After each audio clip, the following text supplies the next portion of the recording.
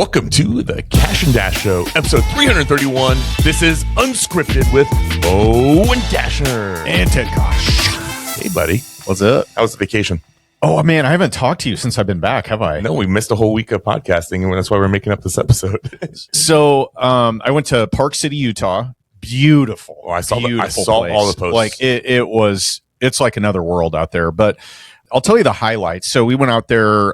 We flew out, I think, Monday, came back Saturday, and stayed in a really awesome 3-bedroom Airbnb. So kids each had their own room, which, by the way, I'm a huge fan of that moving forward. I think that's the move, because we had minimal drama with my kids fighting, which is usually coming from the guy that doesn't ever want to be in the same room, definitely with on a trip or anything. But dude, you know how long vacations go. I mean, like five or 6 days is kind of a long time. We did that one time though. We did separate rooms when we were in Minnesota. And we're like, oh my god, this is amazing. Yes, like the fighting, the arguing, the bickering, all that stuff. Very, very, very minimal. So it was a great trip. But I'll tell you.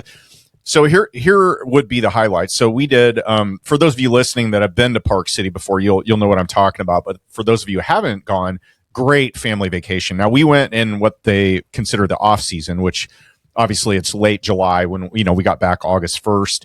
So the typical things that you're going to do there, like skiing and a lot of the, winter activities and things like that, weren't obviously available, but we did go. So they had the Olympics there in 2002. And so my understanding is any city that hosts the Olympics has an Olympic village. So it's a big touristy spot. They have a museum, all the stuff, all the people that have competed there. They've got, a whole bunch of cool stuff to see. So we did that, went through it. But they have, and my understanding is they have the only full length Olympic bobsled run that they let the public go on. Oh, really? And I didn't post a video of this, but I have it. Yeah. I have a bunch of pictures and stuff. So my 14-year-old, I want to do that. my 14-year-old and I sign up for this, and my wife didn't want to do it. My oldest daughter didn't want to do it.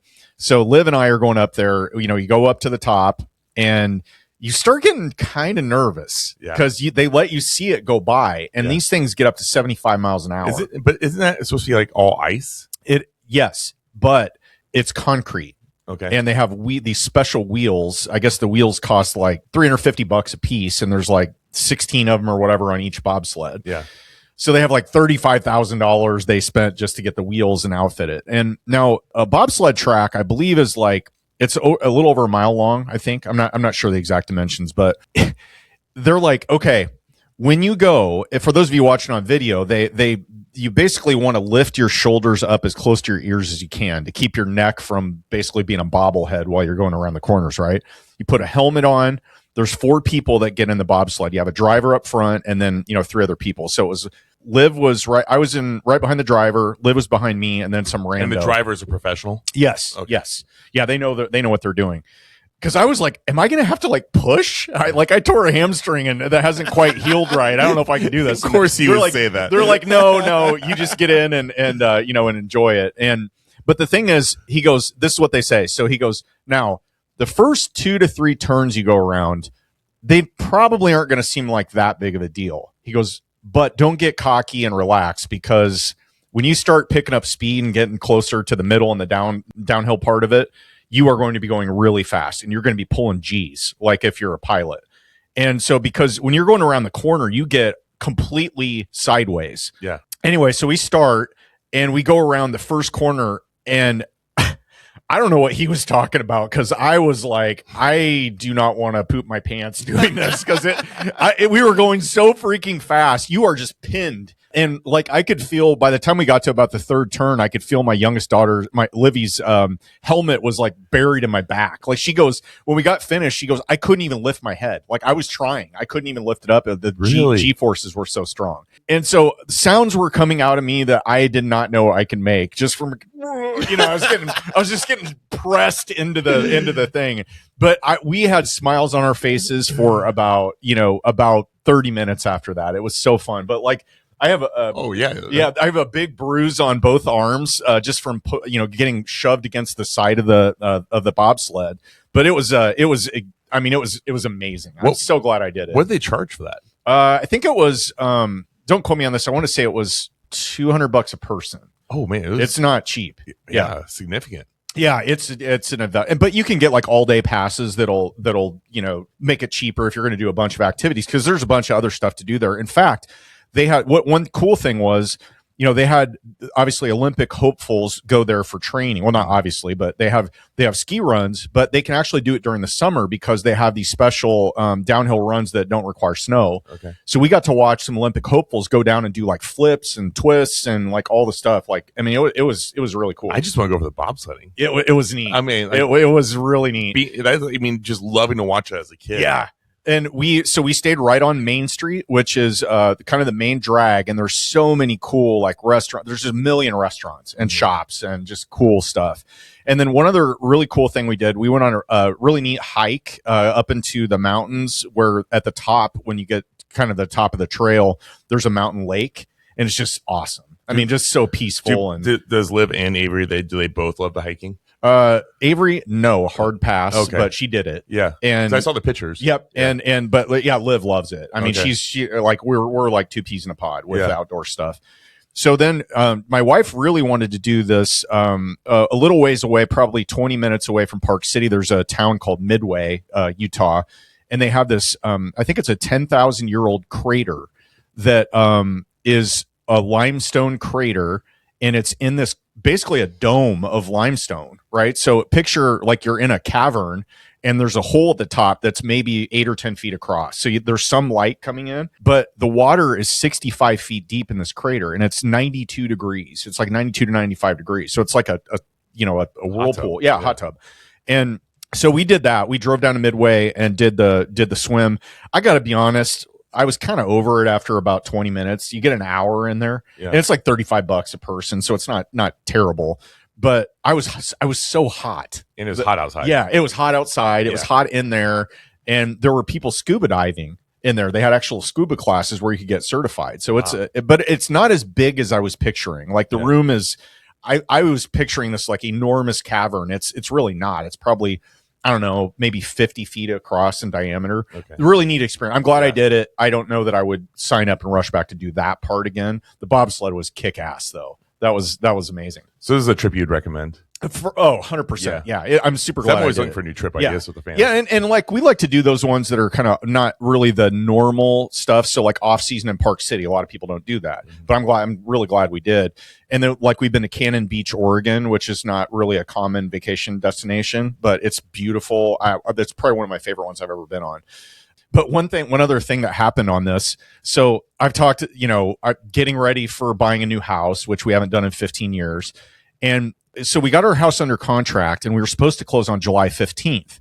We already had our vacation scheduled for the end of the month. Yeah. And the sellers of the house that we're buying, they requested that we close on July 30th, which was supposed to be a Thursday. Mm-hmm. We got back Saturday.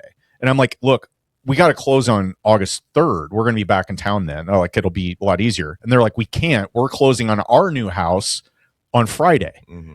A whole bunch of dominoes. So we met this mobile notary in a coffee shop right by our Airbnb. We walk, we sign, Jen and I are sitting there signing 175 pages worth of docs. Laughing. And just like, this is so ridiculous. The bank I bank at a lot will not do wires over the phone. And so that created a whole different set of problems. I had to have somebody pick up a cashier's check, take it out to the title company. It was a whole thing. Call your dad. No, they had to be listed on the account. Oh. So I had to call a property manager that is listed on my account as you know what I mean? Yeah. So it was all these moving parts. Anyway, so I sign all the docs. They're supposed to overnight them. We do this on Wednesday. They overnight them. They're supposed to get them at the title company, review them. We're all good to go. Money, funds, no big deal. They need wet ink to do this. So sure enough, mail does not arrive in time. Shut up. We didn't close on Thursday. The sellers are freaking out. The agent representing the sellers is so pissed. He's like blowing up my agent, who's now blowing me up. It was just this whole round and round. Stressful. Oh my God. And so, and we had to put like a big down payment down. Yeah. And it was very, very stressful. So I would not recommend trying to buy a house while you're on vacation. It closed not until later on Friday, because the sellers were supposed to close in the morning on Thursday. They didn't get it. Didn't happen Thursday. They were supposed to close on their new house on Friday at 9 a.m. That didn't happen. So a whole bunch of stuff. It sucked. I don't remember, but one time I think I was talking to somebody that said that the at the height of like the 2021, 2022 buying craziness, that I think they told me there was 15 properties that were dominoed on closing, like one after another, after another, after another. Oh, just the chain. And because that's just how the business ran, right? Like, this one was going to close, and then this person's buying a house, and that was going to close. And can you imagine? No. That is a nightmare. Can you imagine how stressed the title company was? But it was all different title companies, and it wasn't all the same. I got you. These are just it was just a whole bunch of random people. Probably, the 15th person didn't realize that there was 15 people in front of him. No, that sounds awful. Isn't that insane? Yes. I mean, because I asked that question to somebody once. I'm like, what's the biggest chain? Because like I've heard of 3 and 4. Yeah. And then like 15. I'm like, holy moly. Yeah. So we had kind of a domino effect. Not what you're talking about, but stressful enough. But I can't imagine. So then we get back into town, and it's like, later in the day on Saturday, and we're like, should we go look at the house? Because we haven't seen it since it's, they had all their crap in it before. Yeah. It's full. You never did your final walk. No, never did the final Which walk. Is scary. It is scary. And then, of course, you should have sent somebody a final walk. I should have. Yeah. And I skipped that part. Dumb on me. But yeah, then. Future reference, you could call me for that. Thank you. I had so many things going on. It was just like, I just want to get the closing done and whatever. Anyway, so we get back and go over there. And of course, now all the furniture's out. Everything's out. And I'm like, oh, man, the trim's all messed up. Looks like that window is leaking. Just this deck post is loose, and all the things you find. So now I've got Chris over there doing a bunch of stuff that I don't want to do, and thank goodness for him. But yeah, now I've got him over there, because I don't have really a home office room there, because we never had a guest bedroom, because I always burned it with my home office. So we want to have a guest bedroom, and then we're putting an office upstairs right by the entry door, and so he's working on framing that in, but it's a whole other set of issues. Yeah. So wow. How was your week? I've had a great week. I've had several closings, and had some of my biggest commissions combined in a single week that I've ever seen. Oh, nice, dude. Which is like really like made been nice. Breathing room. Pad that pocket a little bit, yeah. And so that's just kind of really helped. One of the deals that I'm working with you, I had to buy a truck as part of the deal. All right, you want to talk about this deal? We can, yeah. So you brought it to me on air. I did not even know about it a couple of weeks ago, and we're going to be closing on that. It was a house I was going to flip. Yep. And my wife was like, kind of like, oh, we've had a couple of bad flips go. I'm like, well, the flips have gone great. We just had questionable partners on those. Yeah. And so, yeah, you brought the opportunity out there, which is kind of funny because a couple other people called me since then, like, hey, I would be willing to pay more for that. Yeah, thanks, listeners. And I was like, hey, I appreciate you saying that. And if this deal falls apart, but my word is my word, and I value that, especially, period. I mean, but when it comes to friends, that's a whole different ball game too. But anyway, but to get that deal done that you're buying, I had to buy the truck. I didn't. Yeah, you kind of mentioned that in passing when we were rushing and going through the house, and so you actually are buying it. Yeah, as soon as we leave the studio, I gotta drop a $12,000 check to buy this truck. It's a buy, so I should at least clear my money, if not more. Okay, see, you'll at least break even. Oh yeah, it's just the hassle dealing with it. But the truck's been sitting there for 3 years. It's a 2011 Ford Ranger with 50,000 miles on it. That's really low. I should chat GPT it, but I watched a YouTube video on it to see what the heck I was buying, Yeah. And they're like, this is the third most dependable truck ever built in history. Wow. They're known for going 330,000 miles, and it was last model year, and very reliable because it doesn't have all the tech. There's no screens or any of that stuff in there. And I'm like, man, I should just keep this for Carson. I was going to say, hey, tell Jessica you got her a new vehicle. It's sitting in the driveway right now, so she knows. But it took me like 4 to 6 hours of just extreme detailed cleaning on this thing. Oh. Because all the dust and dirt. I mean, it was like 2 inches thick with fur on it even. It was like a barn find, right? Yeah. And then I opened up the passenger door and it had like a wasp nest integrated into it. And it wasn't active, but I cleaned it up. And I can't tell you how many people. Well, first off, I was at the car wash. Did you take it to your own car wash? No. You didn't? that's a long drive. And anyways, I'm there cleaning it, and the kids were so excited that I was taking this thing to the car wash because it was so dirty. Your kids were? No, the people working there. Oh, they're like, how long has it been since it's been cleaned? I go, at least 3 years. And then I pulled it out. I mean, it almost looked gray. And it's a red truck. Okay. So I pull it out, and everybody's like surrounding me now. They're like, I can't believe how nice that thing is. And I'm like, yeah, barely no scratches. It's been garaged its whole life. You're like, you want to buy it? 20 grand. They started offering. They're like, will you sell this? And so I'm like, man, I'm gonna put it on camera here of how this thing looks. I have a screenshot of Denlis's face. It looks like when I pulled that up. Oh, Denlis, we wish you were here today. And anyway, so I got this thing cleaned up, and dang, that is cherry, like a brand new truck. Wow. So that was something else there. So you might make a little money on that. You're welcome. Yeah, I mean, I walk away with 15 or 16 on this as a sales price. But the back bed never been looks beautiful. I mean, I was shocked. So wow. Yeah. I mean, so yesterday I met my contractor over there to do another walkthrough. Yeah. And came up with the rehab budget. So the thing on this property is there is a set of stairs in basically the edge of the living room. It's a small house, which was a primary goal of mine. Yeah, when I was going to flip it. 768 square feet, 2-bed, 1-bath with an unfinished basement and a 1-car detached garage. 1 car? Yep. Yeah, 1 car. And anyway, so we were trying to figure out how to do the stairs because it's going to eat up a bunch of the living room space, right? Mm-hmm. And we ended up, we're going to move it and put the entry in where the hall closet is right now. I don't know if you can picture this, right outside the bathroom. Yeah. So we're doing something different than what we originally talked about. Yeah. And we're going to be able to do that and then hopefully add that closet back on the back side of the entry door. Really? So I'm going to take some video and photos of this and see what the before and after is. So at what cost to do it there? It's not a whole lot. It's not going to be all that much more to do it there versus where we had it. Really? Yeah. So it'll probably add, I don't know, maybe $700, something like that. That basement, I mean, it would cost money to do it, but there's a huge value add down there. Yeah. Yep. I mean, you could do a bathroom down there, you could do a bedroom down there, but also a ton of money to do it. So I think, I'm conservatively underwriting this at 170, and I think I'll do fine at 170. Yeah. It could go to 190.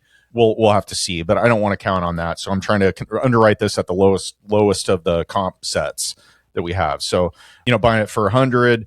Probably by the time it's all said and done, I'll have 40 into it. And it's not going to be a huge spread. It'll probably be like a double I'll make on it, But I'm okay with that. With this expensive ass house move, I need to start recouping some cash. And I got this reminded me of something else. While I'm on this trip, 2 AC units go out, so that's $9,000 and $4,500 piece. And then I get a call from my property manager I have in a single family split level home that I have, where the sewer line had backed up earlier in the summer. And they're like, yeah, it was $600 to jet it. And then she had the same company go out. And I was just like, yeah, do it. I was busy. Same company came out and they wanted to jet it again. And I'm like, okay, hang on, call this guy. And I gave him Isaac, my plumber. He goes over there. He's like, the sewer line's cracked and ask me where it is, where the crack is. Underneath the street. It's under the stairs in the basement. No. So now she's like, my property manager's like, hey, I don't think our maintenance staff is comfortable taking the set of stairs off. It's occupied. Like there's people there. Yeah. And so I have to have Chris. Chris goes over. So I started a text thread with my property manager, Chris, and then and Isaac, my plumber. And I'm like, hey guys, here's the deal. Here's the address. It's occupied. Liz, get him the tenant info, coordinate this, work it out. I need the stairs removed. Chris, can you handle that? And then Isaac, do the work. They got it all done in less than 24 hours. That's amazing. Yeah. Yeah. So jackhammered the concrete, replaced the line that was broken, poured the concrete back, and then Chris came over right after that and reattached the stairs. I mean, that's way better than being in the yard as far as I'm concerned. You think so? Well, you'd have to dig that whole yard out then, and the costs have been significantly more most likely. I don't know, man. I would rather do it outside the house than then maybe you have to get it permitted because it's outside, and then I don't know. After doing a bunch of these, I would much rather do it in the yard because you don't have to worry about the tenants and their stuff. And you got it done in 24 hours. So yeah. So I think everybody's happy, but that was $10,000. So yeah, $10,000, $9,000. Like I'm just throwing out money. Daddy bucks over here. Jeez, yeah, not anymore. But Yeah. Anyway, so that was quite the week. Yeah, that is. You always have a good story. So all that extreme heat while you're out of town, my air conditioner went out at my own personal house. Oh, it was hot here, and we just signed a new sponsor with the Omaha RIA, and I called Vlad up, our sponsor there, the Island Breeze. I'm like, hey, dude, I go, I know I just signed you on, but I go, my air conditioner just went out of my house. Within 12 hours, showed up. And did you have to get a new one? No, he was able to replace the whole like fan motor. Oh, okay, yeah. And then it burned out the capacitor with that whole deal. Yeah, their capacitors are such. I mean, that's what you hope for. Yeah.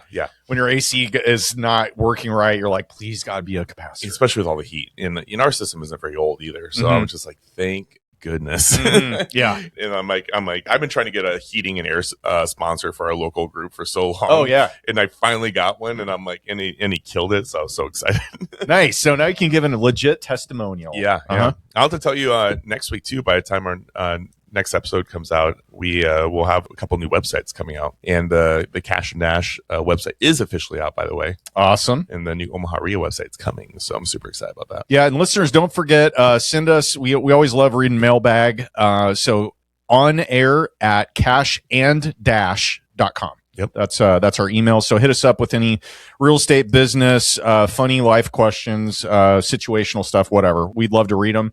And if we'll pick out some of our favorites and read them on air. Yep. And you go to cashanddash.com. You can also submit it there. If you want to have the opportunity to speak on our show, go to the Kash and Dash. We have opportunity to speak on there, and we have our profiles on there and a lot of information about the show. So, amen.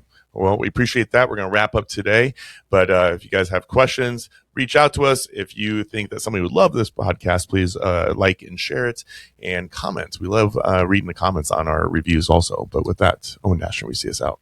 On behalf of Ted Kaasch, I'm Owen Dashner. You've been listening to the Kash and Dash Show. Unscripted.